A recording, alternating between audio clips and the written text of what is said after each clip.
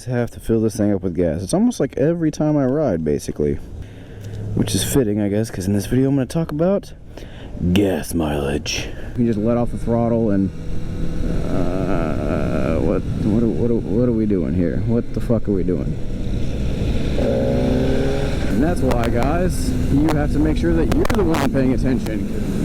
All right, YouTube, welcome back to Motos with Dak. Today, I thought we'd talk about how the ZX-4RR is as like a daily, as something to commute on, as something to ride back and forth to work, all that good stuff.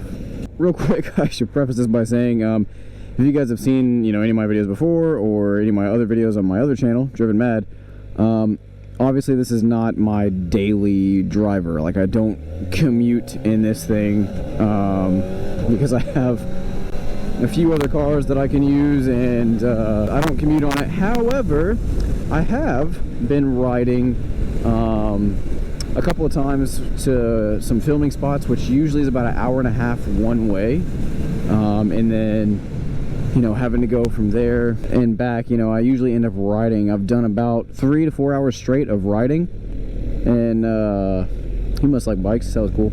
So I've gotten a pretty good feel for it. Also, I've got about 620 miles on the bike, so it needs its first service, which I will do after this ride. I actually recorded this video yesterday, but for whatever reason, man, I'm just having issues with the audio. I just can't get it to want to not be crackling so much. I'm just not really sure what that is. It's just kind of frustrating, but like I said, first things first, I figure what we talk about while we're waiting for this 18-wheeler to go is I want to talk about seat comfort and how it is when you're just riding around on the highway around town. But we're just going to talk briefly about that. Oh, railroad tracks. Wow, look at that. That part of the road is so messed up. Basically off-roading right here.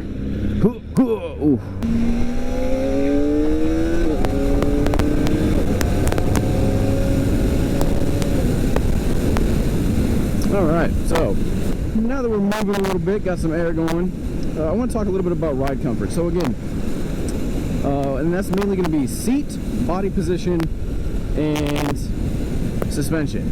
So for me, the suspension is actually, I mentioned this on my first ride, it's actually pretty compliant.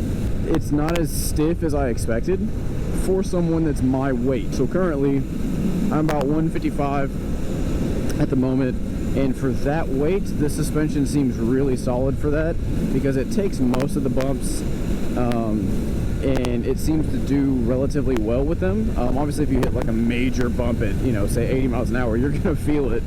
But for the most part, it does a pretty good job at ironing out the little imperfections on the road, again, at this weight. So for me, it seems really dialed. But if you're heavier, obviously that means you're gonna blow through the suspension a lot quicker. So initially on the small stuff, it'll feel really soft, but then once you hit a hard bump, because of the extra weight on the bike, you'll end up blowing through that travel, and then you'll think that all of a sudden it's really stiff. And again, if you're a lot lighter than I am, if you're a person that weighs, let's just say 120 pounds, the bike might feel a little stiffer to you initially on some of those small bumps. So again, it's going to come down to weight. For me, at my weight, it feels pretty comfortable. It's more comfortable than my Ninja 300, which I wasn't expecting. My Ninja 300 was a little stiff. Body position wise, again, I've mentioned this before, but again, I'm about 5'8", 5'9", and it's, I would say, for a super sport or a sport bike, it's relatively, you can ride it relatively upright. For me, not having like super long arms, but also I don't have short arms. If I want to sit straight up, I kind of have to grab the handlebars with more of my fingers and not my hands, if that makes sense. And then I can kind of ride sitting straight up, or just slight lean, and now I've got, my hands firmly on the grips here. It's not quite as aggressive as, say, like a ZX-6R or a true super sport, but it is a bit more aggressive than, say, like a naked bike, like an MT-07 or something like that. It's definitely a more aggressive riding position than that.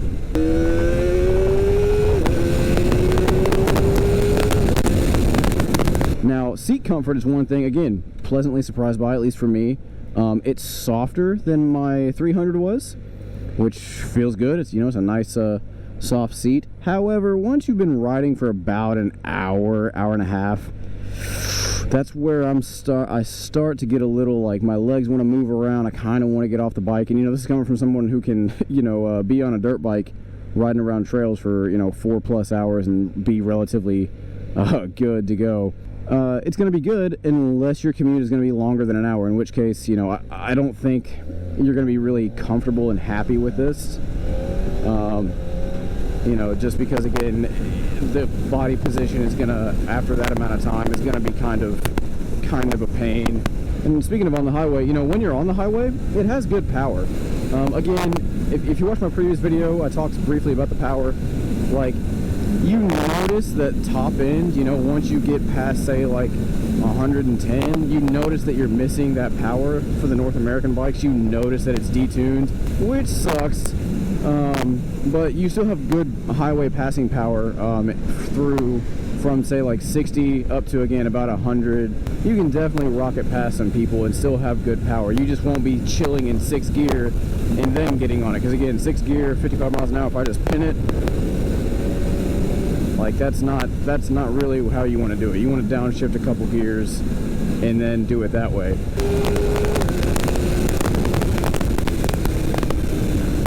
Again, this is an inline 4. Most inline 4 bikes make their power at the top. So, you know, chilling at 44,000 to 6,000 RPM and trying to get a lot of acceleration out of the bike is not going to happen. Around town, if that's where your commute is, I think this bike is awesome for that. Because, again, the suspension is relatively comfortable, and 1st through 3rd is such a fun area because you can just pin the throttle and you're never going to, at least with the stock tune, you're never going to power wheelie this thing. Like, you're just gonna you can just pin it 1st gear right at like 8,000 RPM, traction control off, and it's just going to move. Anyways, with that being said, now let's talk about gas mileage, because that's something that's kind of interesting. So when I'm riding, I'm averaging, as you guys can see, about 48.6, and that's with a lot of highway use, a lot of like high throttle, you know,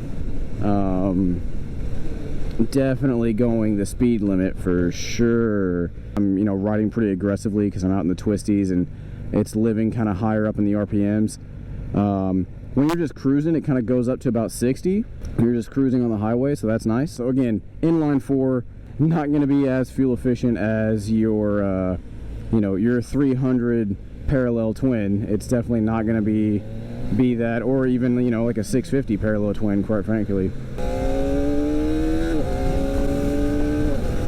Yeah, but you see, like right there, like for city stuff, 1st, 2nd, and 3rd, man, those are really fun gears to play around with. And again, the bike just feels so light. It doesn't feel heavy, so it's easy to maneuver.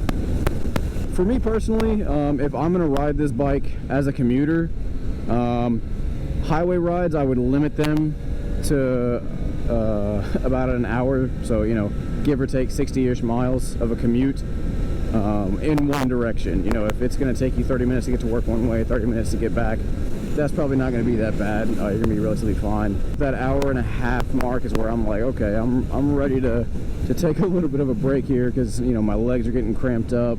All right, real quick, one other thing I should point out that doesn't really have anything to do with daily commuting on this bike is, I know a lot of you guys are really wanting me to get this tune and start doing stuff to it. I will. I just wanted to get some miles on the bike.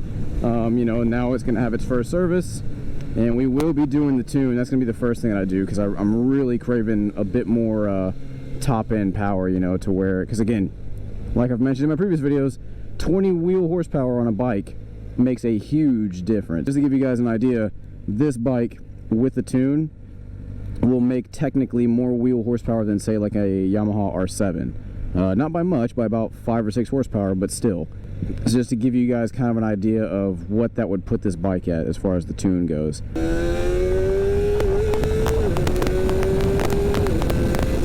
One other thing I should point out, highway-wise, this does have a lot of engine braking, so it's not going to be something that you can really just kind of take your hand off the throttle and coast. Like, as you guys can see, you know, as soon as I let off the throttle, it kind of lurches forward. So keep that in mind, because again, this is not going to be something that on the highway you can just let off the throttle and what are we doing here? What the fuck are we doing?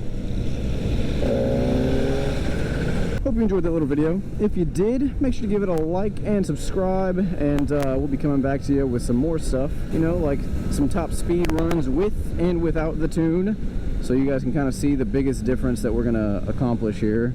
So yeah, anyways guys, I'll see you in the next one.